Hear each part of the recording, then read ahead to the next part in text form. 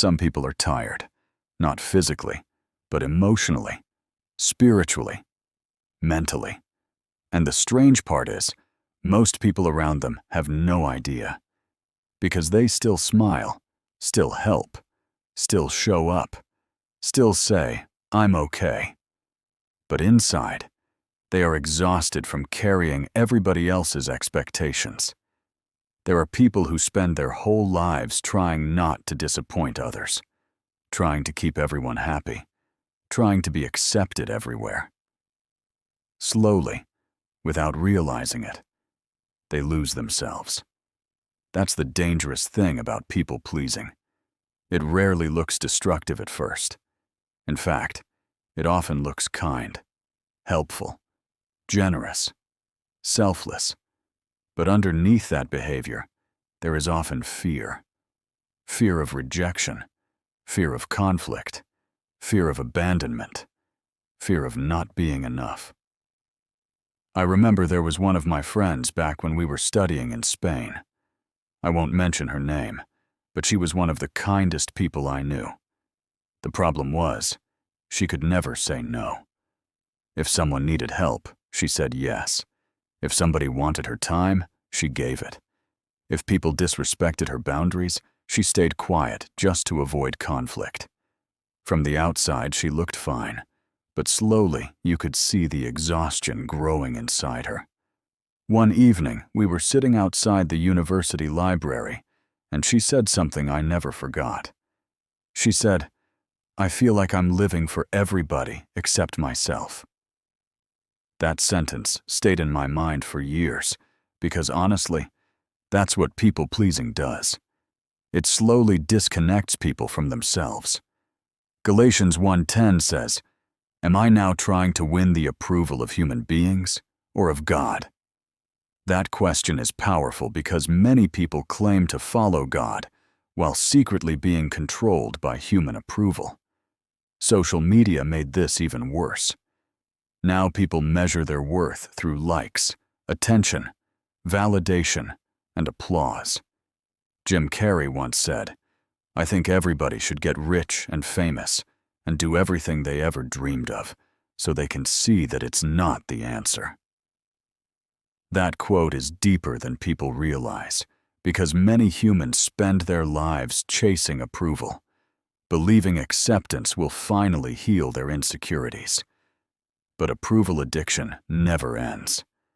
Once your worth depends on people, your peace becomes unstable. One compliment lifts you, one criticism destroys you. Most people-pleasers were not born that way. They learned it, sometimes in childhood.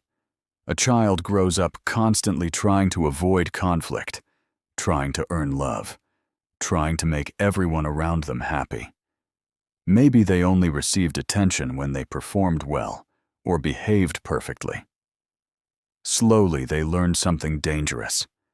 My worth depends on keeping people pleased. Psychologists call this approval dependency. The person becomes emotionally dependent on external validation. Many adults are still living emotionally as that scared child, terrified of rejection. That's why some people over-explain themselves constantly, apologize excessively, struggle saying no, and panic whenever somebody seems upset with them. They are not weak. Somewhere along the way, they learned that losing approval feels dangerous. But Jesus never sacrificed truth to gain acceptance. Think about that carefully. Jesus loved deeply, forgave deeply, served deeply, but he never manipulated himself just to fit into crowds. In fact, entire groups walked away from him, and he did not chase them desperately begging them to stay.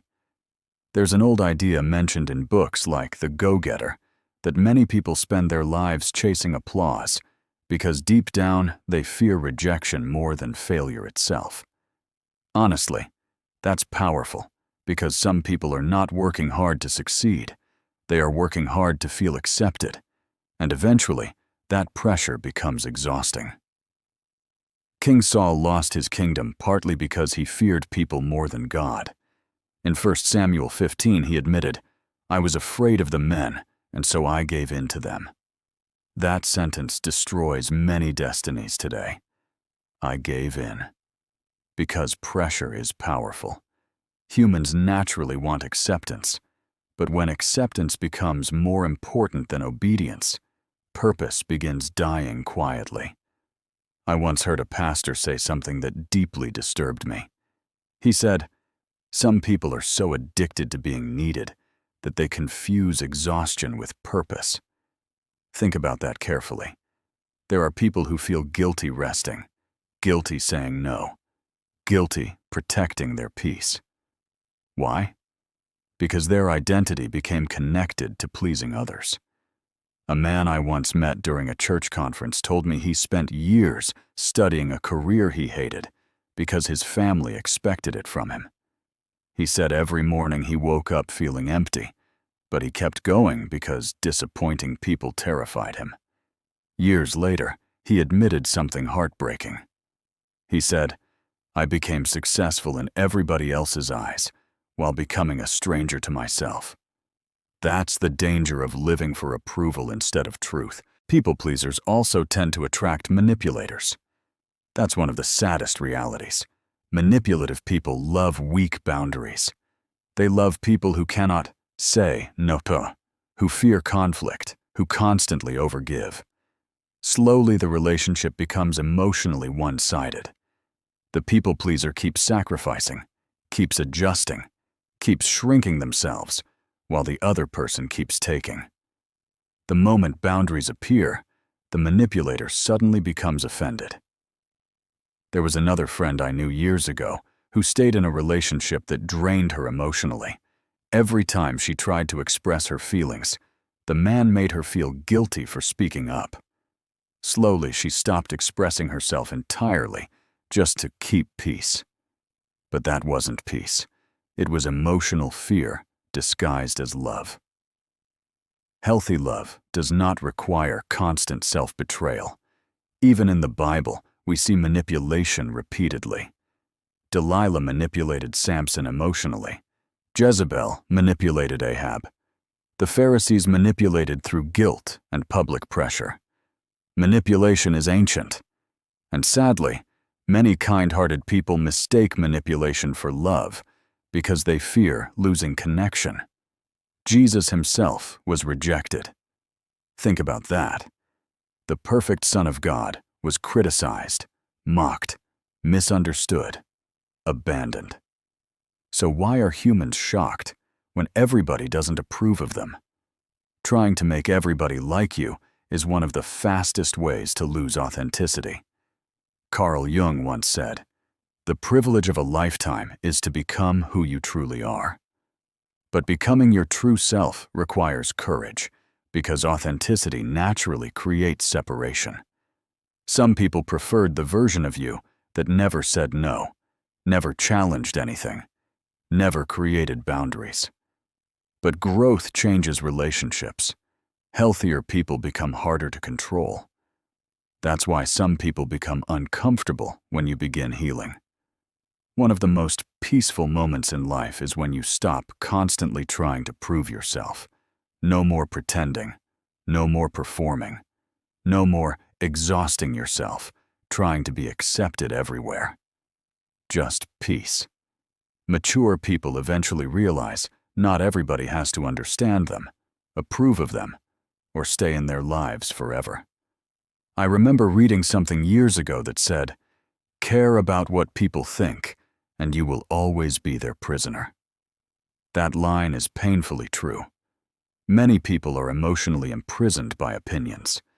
They cannot enjoy life because they are constantly managing perceptions. But Jesus lived differently. He was compassionate without becoming controlled, loving without becoming manipulated, humble without abandoning truth. That balance is powerful. And maybe that's what healing actually looks like.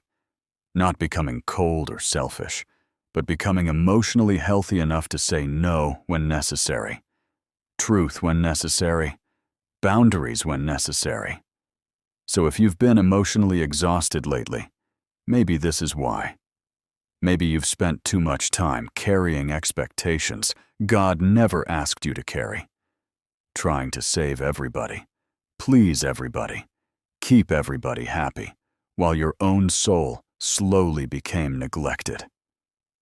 But listen carefully. You were not created to be controlled by human approval. You were created to walk with God. And sometimes following God means disappointing people. Sometimes healing disappoints people. Boundaries disappoint people. Growth disappoints people. But losing yourself to keep everybody comfortable will eventually destroy your peace. Jesus did not die so you could spend your life imprisoned by public opinion. He died to set you free. Free from fear, free from shame, free from performance. So stop apologizing for becoming healthier. Stop shrinking yourself to fit everybody's expectations. Stop betraying your peace to gain temporary approval. Because at the end of your life, you will not stand before crowds. You will stand before God. And maybe the question will not be, did everybody approve of you? Maybe the real question will be, were you faithful to who I created you to be?